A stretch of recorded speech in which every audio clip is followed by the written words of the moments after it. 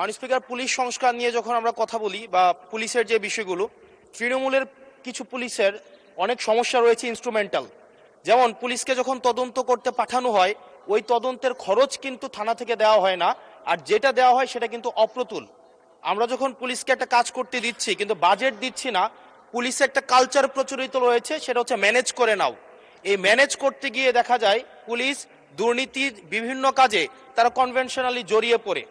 আমার মাননীয় স্বরাষ্ট্রমন্ত্রীর কাছে প্রশ্নটি হচ্ছে, এই যে পুলিশের যথাযথ বাজেট দেওয়া হবে কিনা, যাতে করে তাদের যে রুটিন ডেইলি অ্যাক্টিভিটিগুলো রয়েছে সেই ডেইলি অ্যাক্টিভিটিগুলো যথাযথভাবে তারা পরিচালনা করতে পারে, এবং তাদেরকে যেন ম্যানেজ করে নাও কালচারে যেন না যেতে হয়, এবং কোনো ধরনের দুর্নীতিতে যেন তাদেরকে যুক্ত না হতে হয়। ধন্যবাদ। আর একটা বিষয়, যদি সম্বোধন করার ক্ষেত্রে যদি ভুল হয়ে থাকে সেটা আমি অ্যাকনোলেজ করছি, কারণ আমার এই সংসদে আমি আসছি, আমার 27.5 বছর বয়স।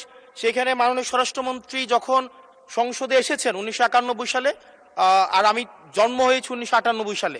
তো সেই জায়গাতে যদি কনভেনশনাল যে ভুল আছে আমরা সেগুলো সংশোধন করতেও রাজি।